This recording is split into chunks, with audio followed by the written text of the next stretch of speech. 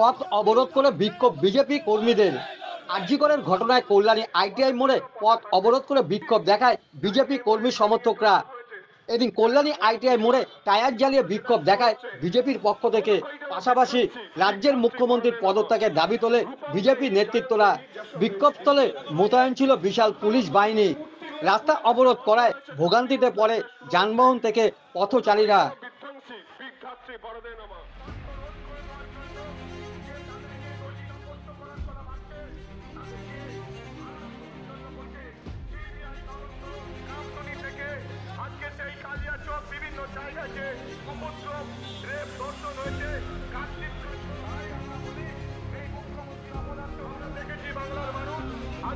করেন যে ডাক্তার দিদি তার যে আকস্মিক মৃত্যু এবং সেটাকে রেপ করে ধর্ষণ করে খুন করা হয়েছে এরকম একটা অনুমান বাংলার মানুষের কাছে চিহ্নিত হয়েছে, কিন্তু তার শাস্তির দাবি চাই এবং ঘটনার পূর্ণাঙ্গ তদন্ত চাই।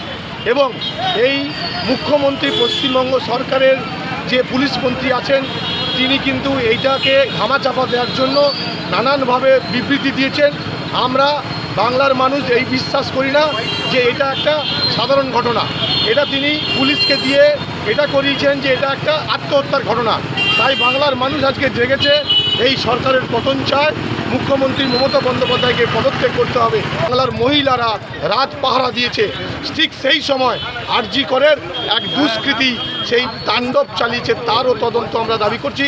আজকে তারই একটা প্রতিবাদ আমরা সারা বাংলা করলেন এখানে। আমরা স্লোগানের মাধ্যমে আমরা ছোট ছোট বক্তব্যের মাঝখানে মানুষকে বোঝালাম, সাধারণ মানুষকে কাছে নিলাম যে আপনাদের স্বার্থে, আপনার মা বোনদের স্বার্থে আজকের এই পদ অবরোধ।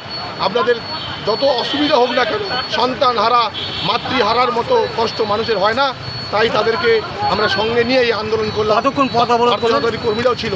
আমরা 2 ঘন্টা, 2টো থেকে 4টে, আমরা কম বেশি 2 ঘন্টা আমরা করেছি। আপনার নাম পরিচয়? ডক্টর সুখদেব মাইতি, ভারতীয় জনতা পার্টি কল্যাণী শহরের সভাপতি।